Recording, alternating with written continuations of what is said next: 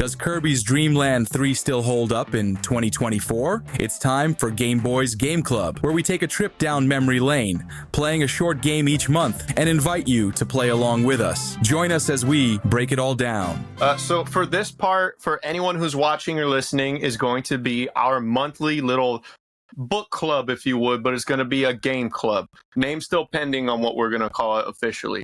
But basically, we're going to try and play some wind down video game, something a little cozy, something small that everyone can have in nice bite-sized segments. That way we could all play it enough to have an opinion on it and then discuss it next time we meet together for a little podcast.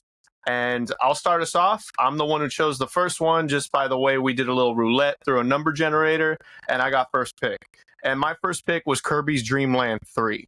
Now, this isn't a pick by any means because I love Kirby or anything like that. I enjoy Kirby games. The missus enjoys Kirby a whole lot. And I kind of picked it because I wanted to really give it a good try, because eventually at some point I may want to buy this game as a present for her. It's always had me gravitated towards it because of the art style. It's very reminiscent of Yoshi's Island. There's not a lot of games on the Super Nintendo that had this type of, coloring book style to it, if you would, where you had games like Donkey Kong Country come out and start looking super sleek in 3D, or Earthworm Jim, Vector Man on the Genesis. This one and Yoshi's Island try to go for a kid's book aesthetic. But it also introduced some new things. I won't go into it too much because I want to leave some meat on the bones for the other guys to discuss, because I want to hear their opinions. I played Kirby's Dreamland 3 before. I've really liked it in the past. Playing it now, I still think it's pretty good. I don't necessarily think I would go out of my way to be playing it more than the missus if I buy it for her, but I definitely want to show it to her because I do think it's cute. It's got a very whimsical art style to it because, like I said, it's got that coloring book style that Yoshi does, and a new feature that they did not do in a lot of Kirby games. They did it in Kirby's Dreamland 2, and they also brought it back for this one. Kirby has mounts. So he has these different Yoshis, if you would, a mount being in a video game, a rideable critter or creature that gives you a certain power up. But you'll see sometimes too that is the mount a plus, or is it more of an obstacle to get you to the next spot because you're like, oh shoot, I think I needed a different one, or I think I'd rather be running around with this power up. But I'll leave that for you guys to talk about. So I'll pass it in the same order we were kind of going in before. Sam, what did you think of Kirby's Dreamland 3? Let us know what you thought going into it and your overall experience. Yeah, I was actually very excited to play it, and because I've played Dreamland, Nightmare in Dreamland, or the GBA remake. I don't know which that's called. Either Return to Dreamland, Nightmare in Dreamland. Yeah, I played that one and I loved it. This one I was excited to play it because I haven't played any of the older games, not even the Nintendo 64 games. So I just wanted to see what Kirby was like before. I will say I loved, like, the gameplay was great. Like, it felt like a Kirby game. It felt like I was playing Smash Bros. Like, platforming was great. Like, Sakurai knows what he's doing out there in HAL Labs or whatever, or whoever made it. I think somebody made it, right? But the gameplay was great, but I do think for it being a Nintendo game, like, that little polish, I don't think was there, which is something that, like, I got disappointed by. There was a lot of moments in playing the game where I didn't know what to do. And I mentioned this earlier when we were all playing through it together. Like, in the beginning, you go into certain rooms and it's just like there's a hamster and the cat just chilling there. And then you hit buttons, walk around, and you don't know what to do, and you just leave back in the door because it's like they don't explain that, like, you could jump on them, you could ride them, and, like, different. If you have, like, the fireball ability is different whenever you jump on the hamster versus whenever you jump on the cat, and they're completely different. So you don't know what's going on a lot of the times. And then Leo, I mean, actually, I don't know if I should mention. I'll mention this. Me and Leo couldn't figure out how the freaking bonus section works at the end of the game. I recommended the game and still don't know how it works. Yeah, like, we tried, like, if there's Kirby's, like, winding up for a jump. I've tried doing it in the beginning of the wind up and it goes somewhere, and then I try doing it at the end of the wind up. It goes in the same place, so I have no idea, like, how to make it work. It might be random. It's by the arm. I don't know if it's just something that, like, comes with it being an older game, and, like, Super Nintendo games just were not like that. But there is some like user experience things that I felt would have been a lot nicer is kind of the biggest thing that I felt playing the game. But it was fun. I loved it. That's my opinions on it. That's good to hear. All right. I'm very glad to see you still thought, it's got that good gameplay, but yeah, well, maybe we should grade it after everyone goes and see what everyone thinks. I'm gonna pass it next then to just going on my screen. The next face next to Sam is Nintendo Nerd Nick. So Nintendo Nerd Nick, what did you think of Kirby's Dream Land 3 on the Super Nintendo? I'm going to be honest. I think I played it the least out of everybody here. I played it a little bit. I played it in the past as well. I'm going to say that in general, I'm a pretty big Kirby fan. I played majority of the big Kirby games. I have yet to play Kirby in the Forgotten Land, which I've heard is a really good game. But Kirby's Dream Land 3, I absolutely adore the art style. And it's a very interesting game because it came out in 1997, a year after the Nintendo 64 came out. No way. Yeah. And it makes me realize and probably think that, how Sam just mentioned that it didn't have maybe as much polish. It's probably because it was such a late release that they maybe didn't feel that they didn't have to put as much effort into it, on little things. You guys can give me a little bit of details on the later game stuff, but I think the mounts are really, really charming. I think the whole game just oozes charm. I think it's pretty standard Kirby formula. I enjoyed what I played of it. If I'm comparing it to the others, I think it's really carried by the art style and the mounts. And technically it's still a pretty early Kirby game, so I shouldn't discount it too much. I'm sure at the time it was very, very fun to play, and the fact that you could play co-op as well.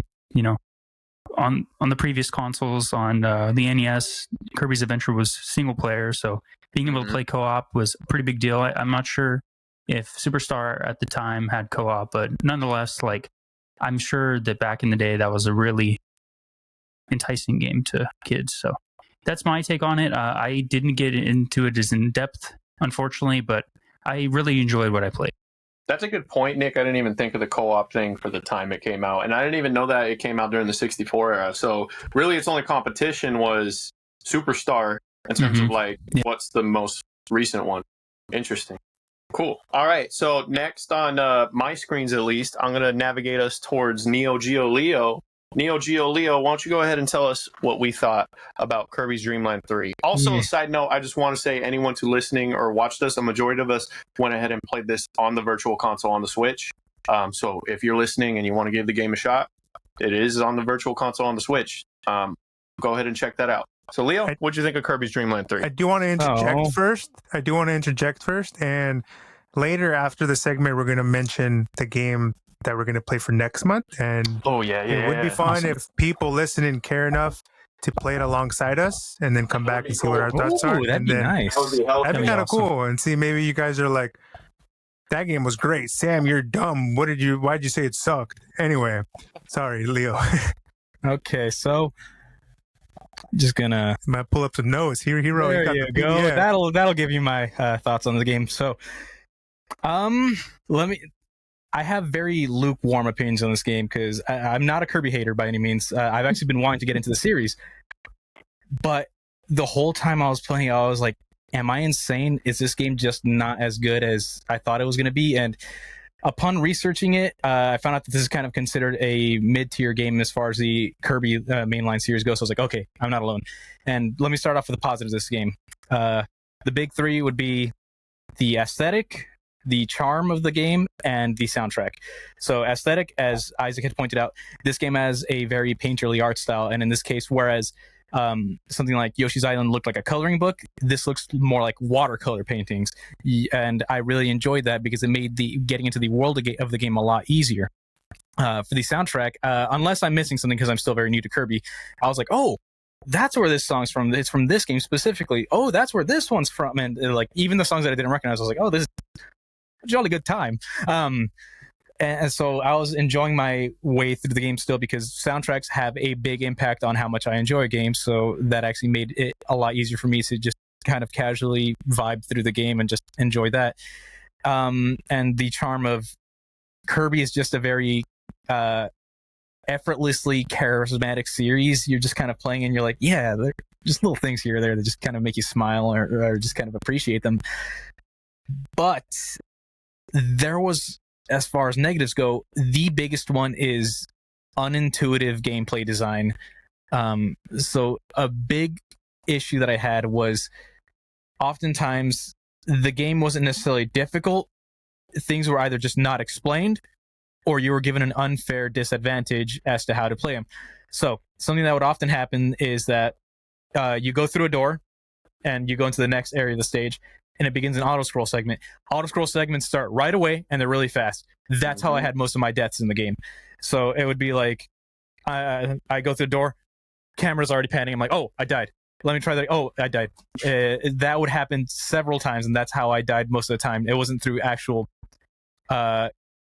in-game enemies hitting me, because usually that would happen from time to time, but for the most part, that was avoidable. It was things like that, or things like how sucking up an enemy, clear as day. You just press the Y button. I was trying to figure out for like 5 minutes how to spit them back out. I was assuming it would be one of the face buttons, maybe one of the shoulder buttons. No, it's select.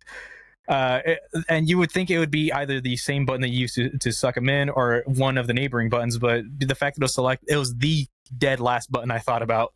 I think Sam actually had to clarify that for me, or how he said that when you're going through the mounts, you're not really sure what to do, that you could even do anything with them in the first place, because you're just kind of going through buttons and it's like, oh, I guess nothing happens, especially because some of the mounts aren't activated right away. Some of them just are there, and even if you press the Y button, which is what you have to press to activate the mount, in some cases nothing happens. So by the time you go into one of the levels that actually needs you to mount them, you wouldn't think that would be the case, because you'd done that before and nothing had happened. I want to mention, there's like weird creatures that are just chilling there, and you're like, oh, Yeah. this could be a mount. You tap Y on it, or the buttons or whatever, and you're like, okay, they're Nothing just happens. chilling here then, I guess. So, that's what kind of there's tricked these me.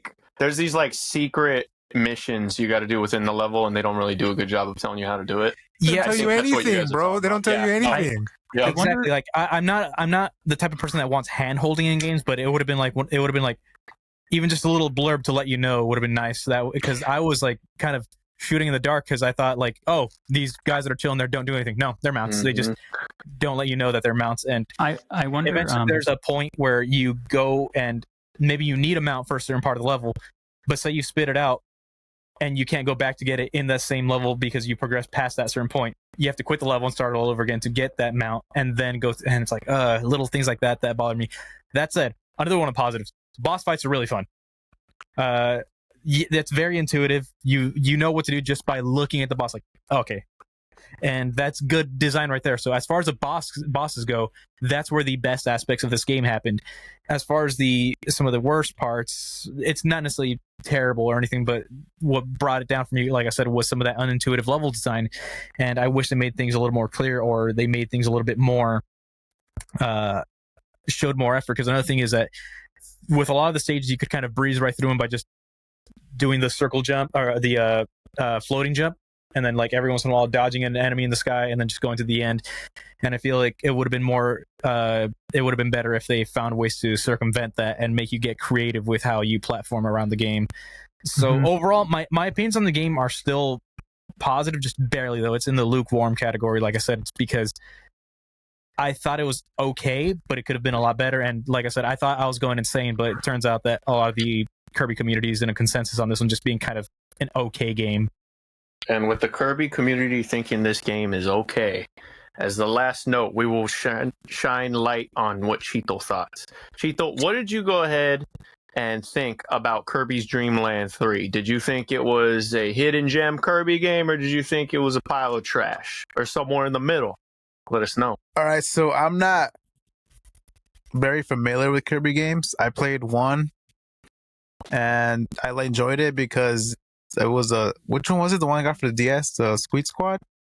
Oh, that was fun. Yeah, so that was fun. So going into this game, I was expecting kind of something similar where you suck your enemies and take their power. Or you know what I mean? Suck. Give them the good suck. The good suck.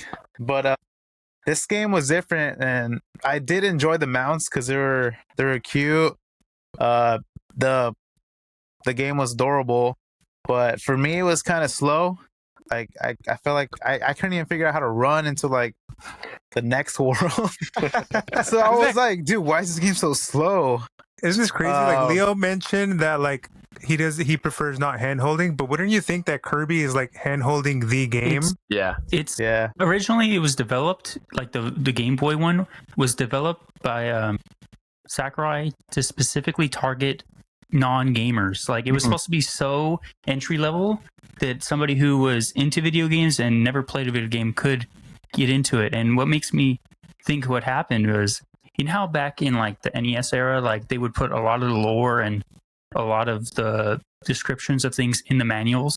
It makes me think that a lot of things that popped up could have been that, which wouldn't make sense because, you know, you have Mario World and Yoshi's Island that did exactly what we were asking this game to do. You know, had like those games had a lot of blurbs where it would pop up and say how to throw an egg and Yoshi and etc. But it's just a really interesting thing that a lot of that is lacking.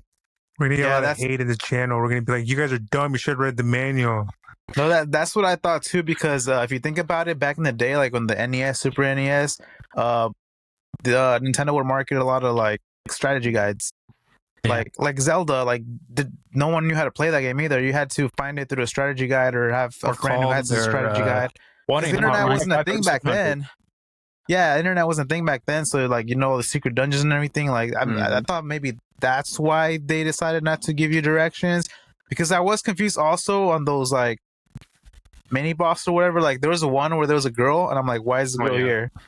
Like it shows a picture of her like on the world thing, and then when you get to her, she's just chilling and you're like, is she the boss? Like, is she gonna give me something? Like, what do I do? It goes back to that thing. There's like missions that they don't tell you how to do them, and then you get to the part where you're supposed to like get to the conclusion of that mission, and it's usually like a partner you help, and then when you get to the other partner, they give you a reward and you unlock what would be like the secret completion of the level. But it wasn't like you guys said, it was not a hand holding experience. Chito, anything else to add? Yeah, also I hate water levels. Oh yeah, this game had a lot of them, bro. The fish water levels are already floaty as hell, mount. and you got Kirby water levels. They're like double the floaty. and like when you had the fish, it was cool though.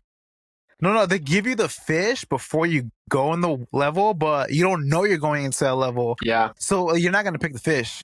And on top of that, you don't know you end up in a water level and like, damn, I should have picked the fish. They should have made every mount water accessible. Like they should have just made every mount able to swim. Because I hate when they make a mechanic that can only be utilized in a very gray area. They did that in Mario 3 with the stupid frog suit.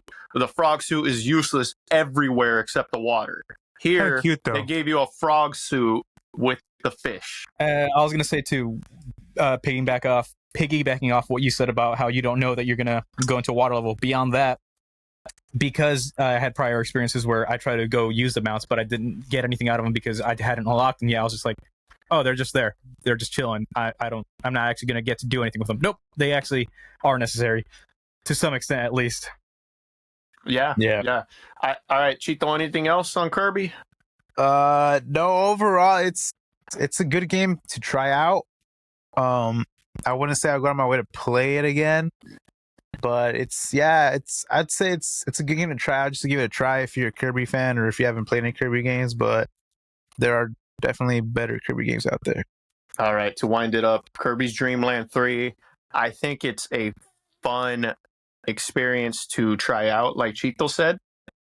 It's a very niche Kirby game in a series where it's already pretty niche and it's always trying to change up what mechanic it wants to focus on every series. But for this one, I feel like there was a lot of missed potential. The mounts were cool, the art was cool, a lot of the designs of characters and the music and the atmosphere was really cool. But it was never, I think the overarching theme with our reviews each, it was never as intuitive as you would think a Kirby game would be. If you've never played a Kirby game is notorious for just being the type of series where you can move to the right at your own pace and take powers from enemies at your own pace, and you'll usually get the job done. This one had a little bit more puzzle solving that wasn't even in your face. Oh, I know I should probably move this block here. It was just things that you wouldn't think about normally. Yeah. So I think a lot of older games suffer from I gotta Google it syndrome. Yeah. Especially because games back then were made specifically cryptic. That way, It extended the lifetime. exactly, because they knew that their games were like 30 minutes long or something. Or in this You case, gotta buy like that 3.5, 4 Nintendo hours. power. Yeah, Yeah. you Buy either the need to buy the Nintendo power to find the secrets. or you need to find a way to justify a $70+ purchase at the time by extending the runtime as much as possible with one of my least favorite things in games ever: artificial difficulty. Yep. So You guys, I think we should grade the game, and Yeah. then everyone give like a stereotypical tier chart. Like so A like through letter F grade. or Yeah, 1 through 10. You Or, can even Something- say S something if you fan. really love Kirby Dreamland 3 so much. You gotta drop it in an S, bro. and I ain't stopping you. I think we could do that, weigh out the grades, and then that's how we'll Yeah. kind of like tier rank our Yeah, 100%. cartridge club. Yeah, so we'll start with Sam, and then everyone give their letter grade, and then we'll put the median. We'll collaborate on the median. Yeah. So Like, Sam, we'll what be do like, you "Oh, think? something with that." I was thinking right now, in my head, first thoughts are between D and C, but I'm gonna give it a C because I had a great time. It's not a game. It's a game that I would play again given the opportunity. I would not seek it, but I would not be like, no, this game is dog water. I'm not gonna play it. I'd be like, not the best, but I'll play. So I would say C is my grade. In general, I think most Kirby games are pretty solid. I don't think there's any terrible Kirby games. I also like that, Kirby is one to experiment kind of with the Yoshi series as well. Overall with this game, I'm just going to give it a C like Sam. I think there's some really great things that's going on with this game. However, I don't think it has some of the things that make the others stand out. So I would give it a C. All right, Leo. I think C is a pretty safe bet. It's middle of the road, leaning positive. It's got a lot of missed potential, but it's not so much that I'd put it in D rank. And it's not a bad game, so wouldn't put it in F rank, because that's where D and F I think is a territory for negative games. C is mixed opinions, kind of leaning one way or another depending on how things go. B and A are the really positive ones, and S is like for the all-time greats. So yeah, I'd say C rank is about what I feel on this game. 3 C's, bro. Hey, you already know C's get degrees. I Yeah. was about to say that. No, All bro. right. Yeah, I agree. It's a C. It's a game that if I were to buy used, I would not like complain about it. If I were to buy it brand new, but like expensive, I'd probably be like, Yeah, this game's like $170 at the time of recording. oh, Hey, Yeah, play it on the Loose? Switch if you can. yeah, play Yeah, on the loose. Switch. If you want to try Loose. it out, play on the Switch. Yeah. That But is yes, I think C's. I think Crazy. It's because it's a late release. I'm Mhm. pretty Yeah. confident that's why. I'm not gonna lie. If I was to buy this game used loose, I'd pay $20 for it. Yeah, I would say That's I was fair. gonna say like 12, Yeah. 15 bucks. yeah. I don't know if I'd pay more than 30 for sure.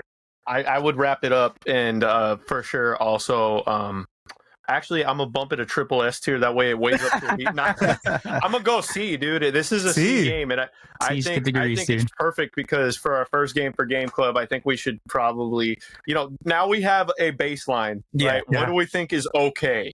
Is it worse than Kirby 3? Is it better than Kirby 3?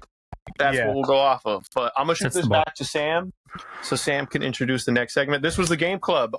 Sam, I believe you got the next pick, right? So what- before we kind of decided in order of which one of the Game Boys is going to pick a game first. Isaac picked before we started the first episode of the podcast. He picked Kirby's Dreamland 3. And I have to pick a game too. And I want to make it easier for the guys because we need to pick a short game. And I don't want to pick like Little Samson. We have to go buy an NES. I mean, we're trying to make it as accessible as possible for us. And then also as accessible as possible for the viewers. Buy If a you guys, copy of Little Samson. yeah. Air quotes. I don't buy anything. I mean, just kidding. Nintendo Ninjas, don't come at me. But yeah, also for the viewers to make it as accessible for you guys, you folks, if you guys want to partake in this and play games as well. Part of the Game Boys is us, me.